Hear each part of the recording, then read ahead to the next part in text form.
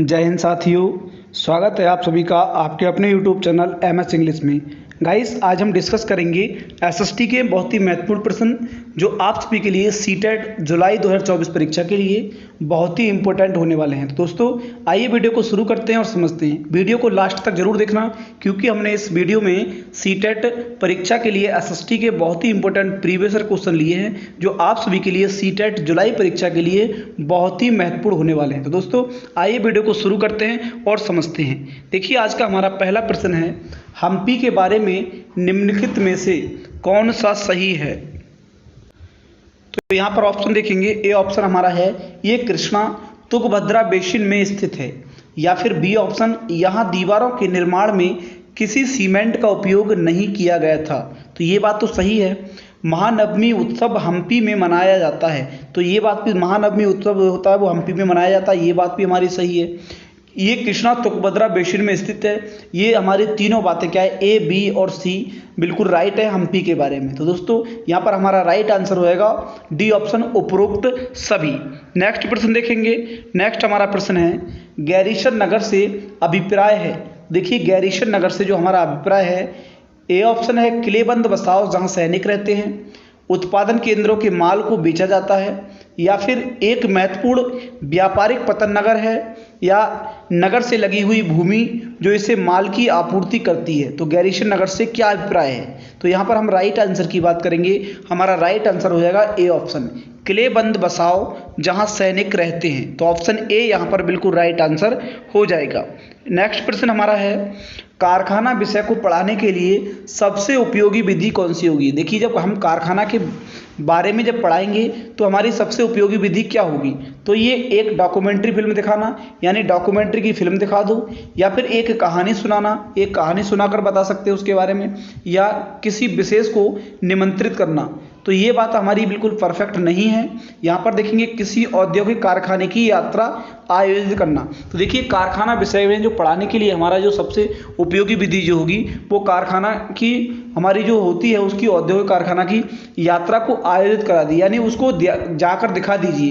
तो वही हमारा राइट आंसर हो जाएगा ऑप्शन डी, किसी औद्योगिक कारखाने की यात्रा आयोजित करना।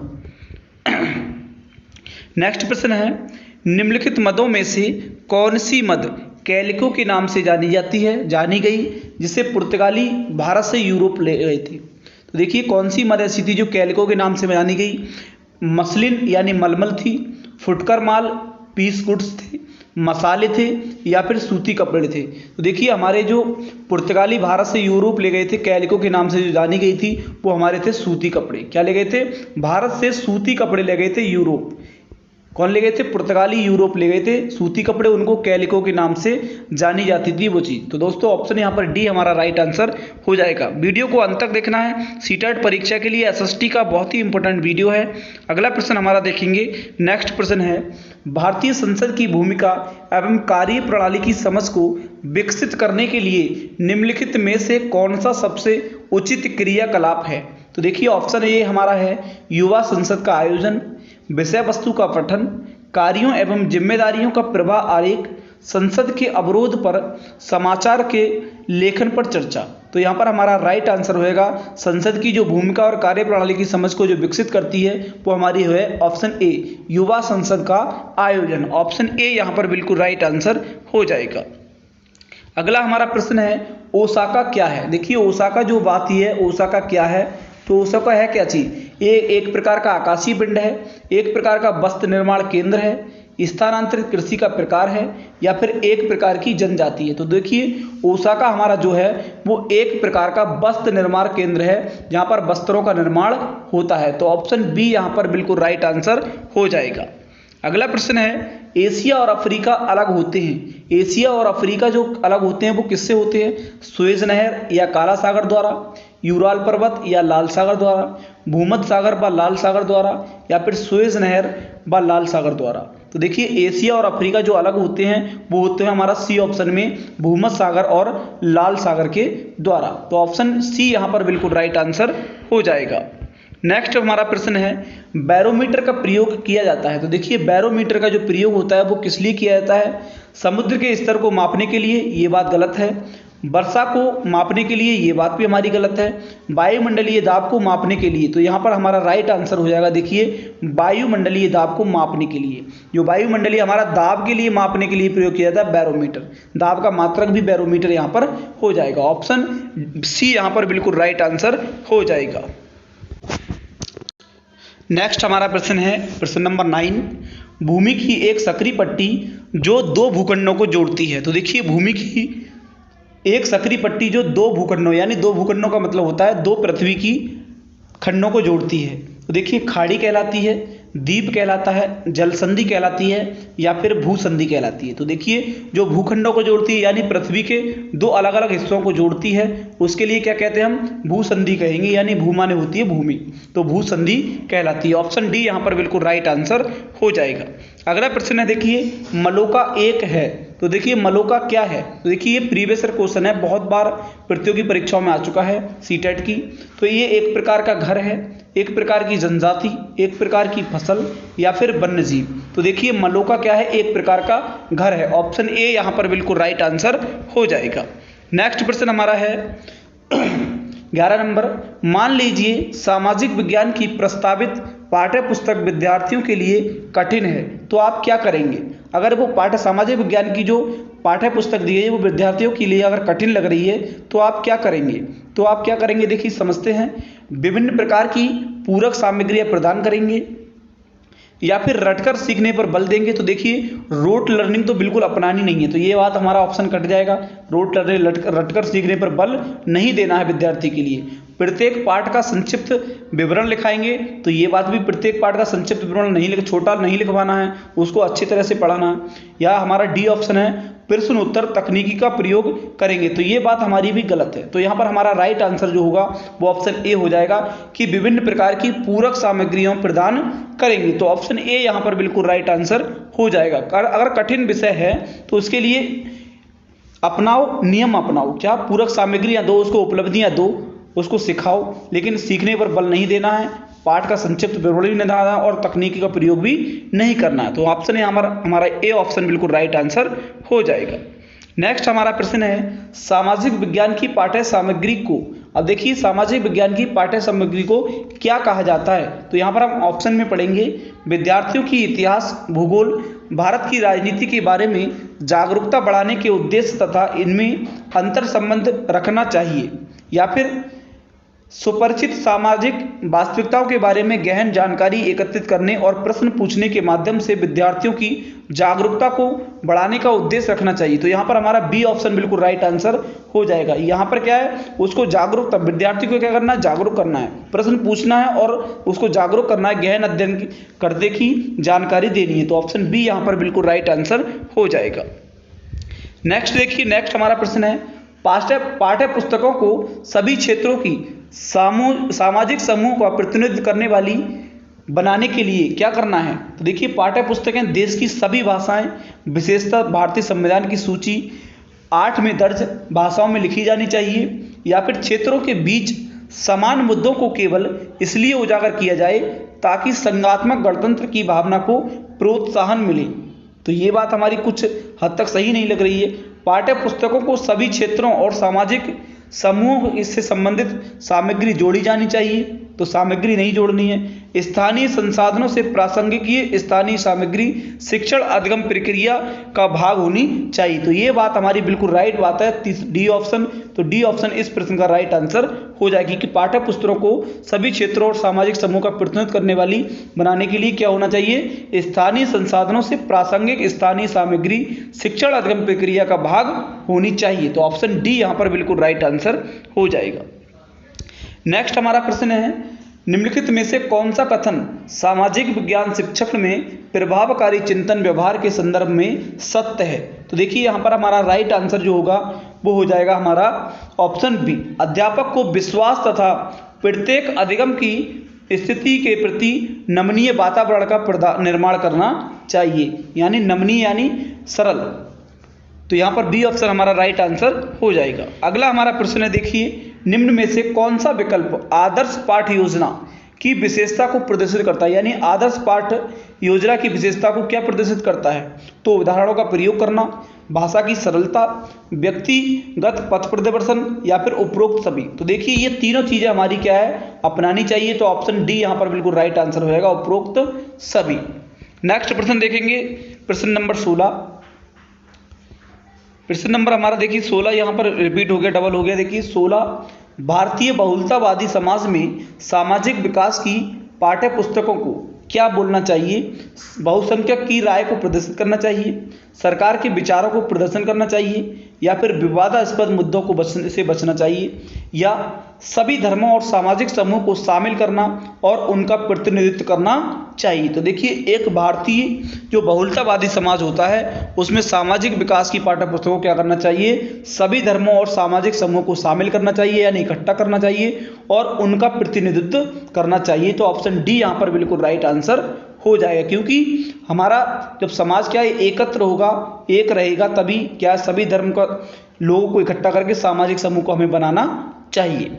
अगला हमारा प्रश्न है, देखिए नेक्स्ट प्रश्न, समवयस्कों के ज्ञान और पांडित्य के महत्व को समझने को किस परिप्रेक्ष्य में महत्व दिया गया है? तो देखिए जो भी स्टूडेंट विद्यार्थी हमारे चैनल पर पहली बार आए हैं और सीटेट परीक्षा को आप क्रैक करना चाहते हैं, एसएसटी के पेपर को, तो चैनल को सब्सक्राइब कर लें, वीडियो को लाइक कर दें। हम एसएसटी के बहुत ही इंपॉर्टेंट वीडियो, सभी वीडियोस हमारे पिछले वीडियो हमने जो कराए हैं वो, और आने वाले वीडियोस हम प्रीवियस ईयर क्वेश्चन करा रहे हैं, पीवाईक्यू। सारे क्वेश्चन हमारे पीवाईक्यू रहेंगे सीटेट परीक्षा के लिए, एसएसटी के पेपर के लिए। बहुत ही इंपॉर्टेंट वीडियो हमारा होने वाला है। देखिए वीडियो को लाइक कर देना, दोस्तों के लिए शेयर भी कर देना। चैनल पर पहली बार आए हो तो चैनल को सब्सक्राइब कर देना। देखिए ऑप्शन है संज्ञानात्मक, संवेगात्मक, व्यवहारवादी या रचनावादी। तो देखिए समवयस्कों के ज्ञान और पांडित्य के महत्व को समझने के लिए क्या करना चाहिए, रचनावादी महत्व देना चाहिए। परिप्रेक्ष्य में क्या महत्व दिया गया है, रचनावादी। तो ऑप्शन डी यहां पर बिल्कुल राइट आंसर हो जाएगा। नेक्स्ट प्रश्न हमारा है, विज्ञान के बारे में निम्न में से कौन सा कथन सही है? तो देखिए विज्ञान के बारे में कौन सा कथन सही है? तो विज्ञान के बारे में जो हमारा कथन है, समाज के विविध सरकारों के सामाजिक विज्ञान का कोई संबंध नहीं है, ये बात गलत है। सामाजिक विज्ञान सजातीयता और रीति रिवाजों पर बल देता है, ये बात भी गलत है। सामाजिक विज्ञान एक विषयनिष्ठ अनुशासन है, ये बात गलत है। सामाजिक विज्ञान एक विश्लेषणात्मक और सृजनात्मक मानस की नींव रखता है, तो ये बात हमारी बिल्कुल सही है डी ऑप्शन में। तो यही हमारा राइट आंसर हो जाएगा, विज्ञान के बारे में बिल्कुल सही आंसर डी ऑप्शन। नेक्स्ट हमारा प्रश्न है, सामाजिक विज्ञान पढ़ाते समय एक शिक्षक का प्रयास होना चाहिए। तो देखिए एक शिक्षक को क्या प्रयास करने चाहिए सामाजिक विज्ञान पढ़ाते समय? तो विस्तृत रूप से याद करने पर बल देते। तो देखिए रटना बिल्कुल नहीं है, याद करने पर बल नहीं देना है, केवल मूल्यों और बल देना चाहिए। तो देखिए केवल शब्द जहां पर आ जाए वहां पर भी हमारा प्रश्न को कट कर देना, सकारात्मक प्रश्न को बिल्कुल कट कर देना सीटेट परीक्षा में। अगला है, तथ्यों, मूल्यों और आदर्शों पर बल देना चाहिए। तो ये बात भी सही है, तथ्यों और मूल्यों पर, आदेशों पर बल नहीं देना है। तो यहाँ पर केवल तथ्यों पर बल देना चाहिए और लेकिन मूल्यों पर बल नहीं देना चाहिए। तो हमारा राइट आंसर यहाँ पर कौन सा हो जाएगा? तो देखिए केवल शब्द यहाँ पर भी दे दिया, तो केवल बल नहीं देना, तो ये बात हमारा कट जाएगा। तो सी ऑप्शन हमारा बिल्कुल राइट आंसर हो जाएगा, तथ्यों, मूल्यों और आदेशों पर का बल देना चाहिए। तो सी ऑप्शन यहाँ पर बिल्कुल राइट आंसर हो जाएगा। नेक्स्ट प्रश्न हमारा है, भारतीय सामाजिक विज्ञान की पाठ्य पुस्तकों के प्रति क्या दृष्टिकोण होना चाहिए? तो याद करने योग्य एक अभिलेख के रूप में, अंतिम वक्तव्य के रूप में, आगामी पूछताछ के अवसर के रूप में, या फिर ज्ञान भंडार के रूप में। तो देखिए सामाजिक विज्ञान की जो पाठ्य पुस्तकों के प्रति दृष्टिकोण हमारा होना चाहिए वो आगामी पूछताछ के अवसर के रूप में होना चाहिए। ऑप्शन सी यहाँ पर बिल्कुल राइट आंसर हमारा हो जाएगा, जिससे हमें आगे का ज्ञान मिल सके। अगला हमारा प्रश्न है, कक्षा कक्ष के पक्षपात, भेदभाव, पूर्वग्रहों को किसके द्वारा दूर किया जा सकता है? तो देखिए मानवता पर एक आख्यान का आयोजन करके, संविधान के आमुख को प्रदान करके, उनकी बातों पर ध्यान ना देकर, क्योंकि बच्चे एक ना एक दिन अपने आप इन्हें छोड़ देंगे, या फिर सामाजिक विज्ञान, सामाजिक वास्तविकताओं के विभिन्न आयामों के बारे में परिचर्चा करके। तो देखिए परिचर्चा यहाँ पर करनी है, तो यही हमारा डी ऑप्शन बिल्कुल राइट आंसर हो जाएगा। सामाजिक वास्तविकताओं के विभिन्न आयामों के बारे में क्या करनी है, परिचर्चा करनी है। तो देखिए भेदभाव नहीं अपनाना है, बिल्कुल भी पक्षपात नहीं करना। तो देखिए ऑप्शन डी यहाँ पर हमारा बिल्कुल राइट आंसर हो जाएगा। अगला प्रश्न हमारा है, एक तमिल शब्द में जो 3 राजवंशों चोल, चेर और पांड्य के प्रमुखों के लिए होता था, वह शब्द क्या है? तो देखिए एक तमिल शब्द है जो 3 राजवंशों के यानी चोल, चेर और पांड्यों के प्रमुख लिए उपयोग किया जाता था। वो कौन सा था? वो हमारा था मूवेंदार। क्या था? मूवेंदार था। ऑप्शन डी यहाँ पर बिल्कुल राइट आंसर हो जाएगा। अगला प्रश्न देखेंगे। अगला हमारा प्रश्न है, दिल्ली सल्तनत के भीतरी सीमाओं की नीति क्या थी? तो देखिए दिल्ली सल्तनत की जो भीतरी सीमाओं की हमारी जो नीति थी वो थी वनों को काटकर शहरों की पृष्ठभूमि स्थित भीतरी भूमि का सुदृढ़ीकरण करना। तो ऑप्शन सी यहाँ पर बिल्कुल राइट आंसर हमारा हो जाएगा कि वनों को काटकर शहरों की पृष्ठभूमि में स्थित भीतरी भूमि का सुदृढ़ीकरण करना। अगला प्रश्न देखेंगे, प्रश्न नंबर 24, निम्नलिखित वक्तव्यों को पढ़कर सही विकल्प का चयन कीजिए। औरंगजेब द्वारा जारी किए गए फरमान ने स्वीकृत किया। देखिए औरंगजेब ने जो हमारे फरमान जारी किए थे उनमें किसको स्वीकृत किया गया था? ऑप्शन हमारा ए है कथन, ईस्ट इंडिया कंपनी को शुल्क मुक्त व्यापार अधिकार दिया गया था, या फिर निजी व्यापारियों को शुल्क मुक्त व्यापार अधिकार दिया गया था। तो देखिए हमारा जो राइट आंसर औरंगजेब ने जो जारी किया था वो हमारा था ऑप्शन ए यहाँ पर बिल्कुल सही है। तो केवल ए यहाँ पर बिल्कुल राइट आंसर हो जाए, क्योंकि ईस्ट इंडिया कंपनी को शुल्क मुक्त व्यापार करने का अधिकार उसने दे दिया था। तो ऑप्शन ए यहाँ पर बिल्कुल राइट आंसर हो जाएगा, केवल ए। नेक्स्ट प्रश्न देखेंगे, पहले के पुरास्थलों में से एक पुरास्थल बुर्ज होम को खाना पकाने के लिए चूल्हों के चिन्ह मिलते थे। यानी बुर्ज होम को खाना पकाने के लिए किसको? चूल्हों के चिन्ह मिलते थे। तो इसको क्या कहते थे? तो झोपड़ियों के अंदर मिलते थे, झोपड़ियों के बाहर, झोपड़ियों के अंदर और बाहर दोनों में, या झोपड़ियों से दूर। तो देखिए ये पहले के जो पुरास्थल होते थे उसको बुर्ज होम खाना पकाने के लिए चूल्हों के लिए जो चिन्ह मिले थे वो थे झोपड़ियों के अंदर और बाहर दोनों में। तो ऑप्शन सी यहाँ पर बिल्कुल राइट आंसर हो जाएगा। नेक्स्ट प्रश्न है, वे लोग जो मध्ययुगीन अदालतों में पांडुलिपियों के प्रतिकृति बनाते हैं उन्हें क्या कहते हैं? देखिए उन्हें सुलेखक कहते हैं, प्रतिलिपिक कहते हैं, लिपिक कहते हैं, या फिर भित्तिकार कहते हैं। तो देखिए यहाँ पर जो मध्ययुगीन अदालतों में जो पांडुलिपियों की प्रतिकृति बनाते हैं उनको क्या कहते हैं? लिपिक कहते हैं। क्या कहते हैं? लिपिक। लिपिक जो हमारे होते हैं वो क्या करते हैं? पांडुलिपियों की प्रतिकृति बनाते हैं। तो ऑप्शन सी यहाँ पर बिल्कुल राइट आंसर हो जाएगा। नेक्स्ट प्रश्न है, देखिए 27वां प्रश्न। ऐसे कथन वाले प्रश्न बहुत ही सीटेट परीक्षा में आते हैं। तो देखिए ऑप्शन ए हमारा है, हम्पी वाणिज्यिक और सांस्कृतिक गतिविधियों का केंद्र था। इसका कारण है आर क्या है? हम्पी के बाजारों में मूरों यानी मुस्लिम सौदागरों के लिए सामूहिक रूप से प्रयुक्त नाम चेट्टियों और यूरोपीय व्यापारियों का जमघट लगा रहता था। सही विकल्प का चयन आपको करना है। तो देखिए हमारी ए और आर दोनों बातें हमारी क्या है? बिल्कुल सही है, लेकिन आर सही व्याख्या करता है ए की। तो ऑप्शन ए यहाँ पर बिल्कुल राइट आंसर हो जाएगा। ए और आर हमारी दोनों बातें सही हैं और आर ए की सही व्याख्या बिल्कुल कर रहा है। तो ऐसे कथन वाले प्रश्न सीटेट परीक्षा में बहुत ज़्यादा इस बार आए थे, सीटेट जनवरी 2024 की परीक्षा में। तो ये प्रश्न आपको बहुत ही इंपॉर्टेंट तरीके से देखना है, ऐसे प्रश्नों को बिल्कुल भी छोड़ना नहीं है। तो देखिए अगला हमारा प्रश्न हो जाएगा 28वां प्रश्न।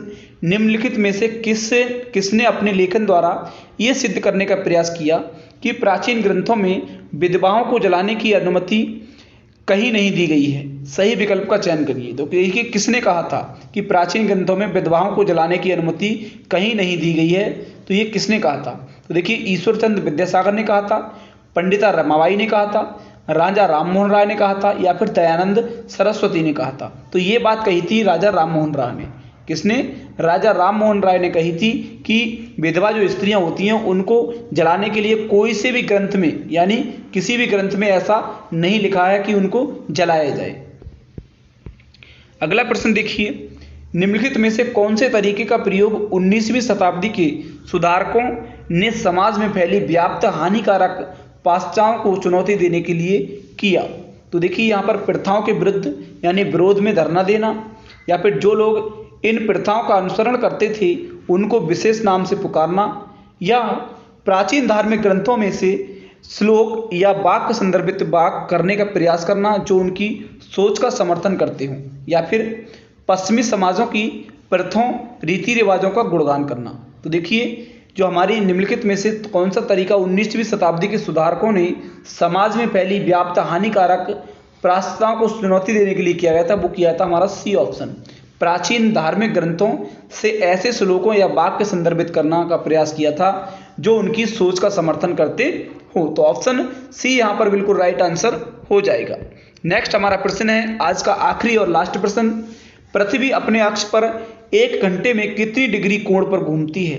तो देखिए 1 घंटे में कितने डिग्री कोण पर घूमती है, तो वो क्यों कितने घूमती है, 90 पर, 60 डिग्री पर, 30 डिग्री पर या फिर 15 डिग्री पर। तो देखिए इस प्रश्न का आंसर आप सभी को कमेंट सेक्शन में देना है। जो सीटेट की तैयारी अच्छे से कर रहे हैं उनको इस प्रश्न का आंसर जरूर पता होगा। उम्मीद करते हैं आप सभी के लिए वीडियो समझ आया होगा, वीडियो बहुत ही अच्छा लगा होगा और सीटेट परीक्षा के लिए सारे प्रश्न आपको इंपॉर्टेंट रहे होंगे। तो इस प्रश्न का आंसर कमेंट सेक्शन में देना नहीं भूलना है। जो भी विद्यार्थी स्टूडेंट चैनल पर पहली बार आए हो तो वीडियो को लाइक शेयर सब्सक्राइब जरूर कर दें दोस्तों। Thank you, best of luck.